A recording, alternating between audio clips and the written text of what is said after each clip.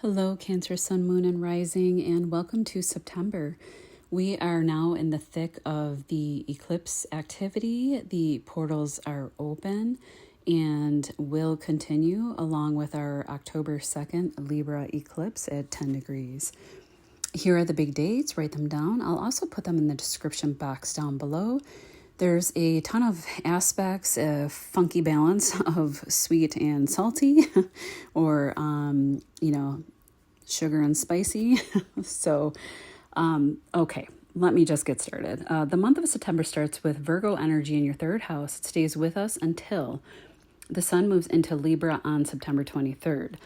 Mercury is in Leo until September 8th, but now moving direct and out of its shadow, fully awake and on the coffee by the 12th of September. Having gone back into Virgo on the 9th of September. Excuse me, sorry. Venus is still in Libra until September 22nd, so lots of energy like around organizing, daily routines, health, electronics, vehicles, getting, your phones in order, your calendars, your, communication, your thoughts, your mind, local community, how you're taking care of your body, your health practitioners, your pets. High focus on all of this. And your partners in business and in love are also highlighted all throughout the month as well. This is the best time of the year to initiate new beginnings in your life. And these dates, these are very important to write down. September 12th through October 6th, as all personal planets will be direct. Venus, Mars, and Mercury. On September 2nd, the new moon in Virgo at 11 degrees will sextile your sun, moon, or ascendant. If you're a Cancer rising, you will feel this the most, anywhere from 6 to 16 degrees. This is happening in your third house, and the sun is in Virgo as well. You could have a new beginning starting now and over the next 6 months in the areas of neighborhood. Maybe a contract for a new home could happen. Starting a business with siblings or friends, coming up with a business idea with them, or just on your own, networking, writing. This is a writing house, new vehicles. You could be in the spotlight for a previous project, possibly something around communication or social media. You could have new beginnings in short certification courses. These types of courses fall in the third house as well, like herbalism, and I say that because Virgo is here, book writing courses, small business and marketing, but with efforts and sometimes difficulty, or you could at times become pessimistic in your thoughts, because I have to mention that Saturn is sitting opposite these Virgo placements up in your 9th house of higher mind. The key always with Saturn, and please take my advice because I am very Saturnian ruled. I have heavy Saturn in my chart. So I've learned how to work with him. He is not evil, but he wants you to put in your work. Then comes the reward. So the key with Saturn always is not to give up. And you may feel like you want to at times, but don't give up. Shelf any projects when it becomes too frustrating and it's affecting your well-being, and then come back to it after giving it some time to breathe. But with Saturn always, persistence is key. Even when it doesn't seem like you're getting results, even when you feel like giving up, you just have to keep going, one foot in front of another like a soldier. And by the full moon in Virgo that comes around in 6 months, you could have tangible results in those aforementioned areas. Another thing that popped into my mind was learning language, and that can take time and effort as well, as Saturn is up in the 9th house of foreign language, higher learning. The 9th house rules foreigners. 3rd house requires day-to-day practice, everyday learning in language. Also on this date at the new moon, what is really beautiful is that Mercury in Leo will be trining Chiron in Aries, which could be healing a wound. Or it could be like a triumph over a past hurt. That could also be happening too. Or just like a new zest for, healing and just feeling better, especially in the mind. Okay, moving on, September 6th, this is a biggie. This is going to affect you all the way until next spring, 2025. Mars enters Cancer, your first house, sun or moon, highlighting everything about your physical body, what you're known for, what you do in the world, where you live. It's everything, your first house. If it's your moon, it could be home, mother, property, family, roots, and lineage. And if it's a sun, it could be father figures, career. Health and well-being too. Take care with brashness or impatience with family over the next few months, as Mars is inflammatory and it's not in domicile in Cancer. If you are a Cancer moon, at some point Mars will make a conjunction, and probably more than once, depending on the degree, which the moon can definitely affect our etheric body. If family issues at home come up or with siblings or friends over the next few months, use this time to find someone to help you resolve or heal those issues. Now and through next spring would be a good time to work on those areas, as Mars will be lending like the energy and the drive to fix and heal problems, and it would be a good use of that energy to heal that emotional world. You could be investing a lot of energy into your physical body, maybe getting a makeover or cosmetic surgery. Just don't do anything that requires cutting or that is permanent after October 6th, because Mars will enter its shadow period and it will not be fully out and direct until next spring. A great way to use all that Mars energy is to find the courage to do something you wouldn't usually do, like seriously, like go climb a mountain. Add muscle to your body. This is Mars rules Aries. If you were to trying to change your workout routine or something else, Mars rules the first house because, Aries rules the first house, is very self-initiating. You could be also looking at purchasing a piece of land to build on, as your sign rules home and property. And your second house, Leo, will be highlighted as well over the next few months and also represents like land, especially farmland. You could be improving the value of your property by enlisting contractors or start DIYing projects yourself. Just know that if you hire local people to do work around your home, land, or property, they may lose steam after October 7th. And this could continue on until next spring, when Mars will be out of shadow and direct, so keep this in mind. I'm a Cancer sun, and I have a bunch of projects we're trying to wrap up in my backyard and in, my home. And I know when and how I have to use this energy. I have to get moving. All right. Mars is in its shadow period for a good 8 weeks before and after retrograding. Mars will fully enter retrograde in December in the sign of Leo and move back into Cancer again. Over the next few months. So intensely highlighting these first house, second house topics that I just mentioned all the way until next May, when he finally clears and moves forward. While retrograde, watch your temper over the next few months. Think before you say things, especially with family and young family members, when you're frustrated or agitated, and you probably will feel that way. Don't launch anything important, as it will require a redo, and use the energy instead for sports, redoing, going back over things. If you had a business plan, reworking it. Spend time working out. A lot of gym time is a healthy release for any pent-up energy, and make it a schedule, so that way you're doing it regularly and releasing that Martian energy regularly. When planets retrograde, we can feel the effects more because they feel like they're closer. Even if they're not physically closer up in the sky, when they're moving backwards, the energy seems to kind of become more intense. On September 14th and the 15th, this is beautiful, the Jupiter in Gemini trines Venus in Libra. This happens from your 12th house of far-off lands, distant shores, foreign money, charitable organizations, self-induing behaviors and addictions. Hospitals, ashrams, prisons are here, past lives, large ocean animals or large animals fall here as well. Spirituality, to name a few. And this trine beams over to your 4th house of home and family, where Venus is. If you work from home, you could be developing or gaining a lucrative deal from foreign lands or a country that isn't the one you live in. For example, like you have a fantasy book that's published by a publishing house. It's in Canada, and you live in the US, for example, and they offer a great deal or contract. You could also be spending time at home with a love partner behind closed doors on these days. The 12th house can rule over bed pleasures. It can also rule over artistic expression and divine downloads if your work is creative in nature. And you can be in a really beautiful flow on these days as well, so look out for that. And I think it would probably be something written, as Gemini is a sign of all things mercurial. On September 17th, we will have the full moon in Pisces, partial lunar eclipse at 25 degrees.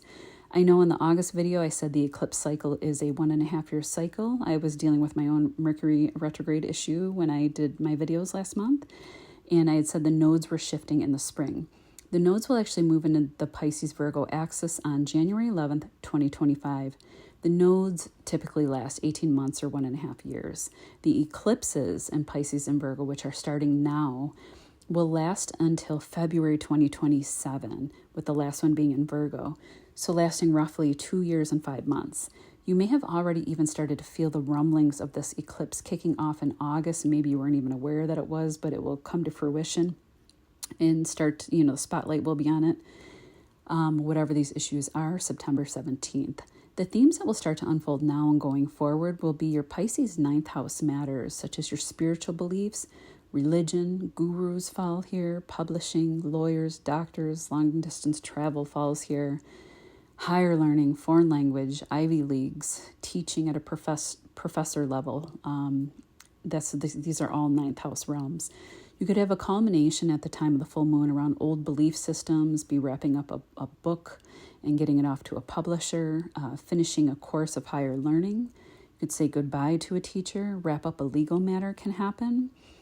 Because this eclipse is ruled by the god of the seas, Neptune, who will conjunct this eclipse, this can be very prominent, and you may dive deeper into spirituality or esoteric wisdom.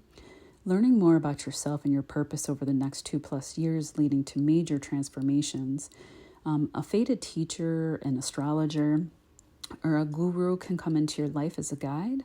The other end of this axis is Virgo in the 3rd house, and also the South Node will enter there in January.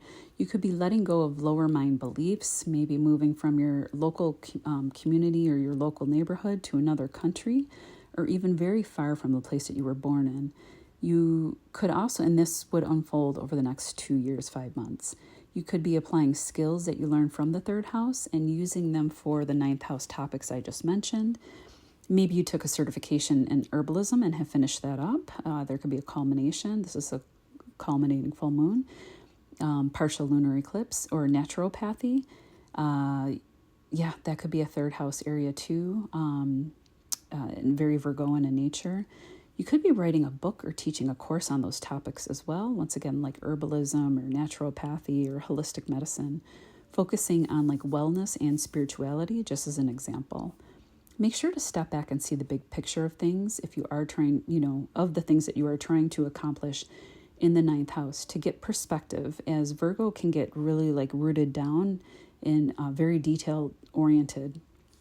Try to remain optimistic in the face of frustrations if you're trying to make these changes.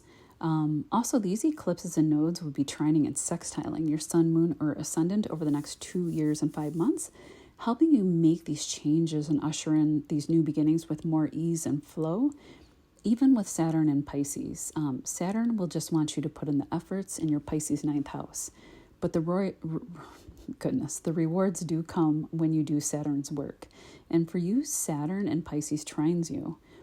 I pulled a tarot card for you as an extra layer of advice for this eclipse, and it was the 3 of Cups, which represents the water signs, funny enough. Specifically, I think it can represent Cancer, the 3rd decan, but I'd have to check on that. Anyways, it's a beautiful card of celebration. It can show up for a wedding, engagement, gathering, community event that's positive in nature. In the reverse, it can just mean like overindulgence, and Pisces can represent addictions. So, be careful around this time if you're celebrating. You don't want to get like food poisoning or too intoxicated at a special event. You could meet someone at an event with this card while you're letting your hair down, or you're just out enjoying yourself with your friends, and you can meet someone. In a longer view for this eclipse series, it can represent a win after hard work, especially as it relates to 9th house matters of legalities, winning a case, finding a publisher, finishing a higher degree like a master's course or a PhD program. On September 23rd, the sun goes into Libra until October 22nd, illuminating your 4th house of home and family, ancestral roots, and the foundation of our lives, as the 4th house is at the base of our chart and is also one of our moksha houses in Vedic astrology, along with the 8th house, Scorpio, and the 12th house, Pisces, in the natural chart. You've hosted the South Node here as well since July 2023, and it will be leaving by January 2025. You could have been letting go of old family patterns, or conditioning to make way for a new beginning, and how you operate within your own family, or if you don't have a family, how you want to move forward based on a different story other than your upbringing. You could have let go of an ancestral home or land as well. Also during this transit with shifts by January, you could have been less focused on the home and more on the career and more worldly focused, putting yourself out there more since July 2023. Now with the sun here, it could be highlighting areas around emptying out, decluttering on simpler terms. With the south node, it's letting go, but not just your physical home. This is your soul as well. So like a deep cleanse of your soul could be happening in this house.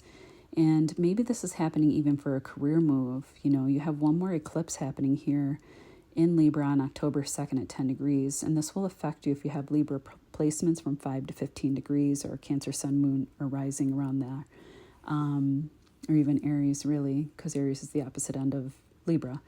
Also with the sun here, maybe you have or you are building a firmer foundation for your life where there were weak areas that, you've found over the home front, or even with an important male figure in the home or someone with masculine energy, so that way you can focus more outwardly, as the nodes of fate and the eclipses have been trying to get you on your right dharmic path in relationship to home and career.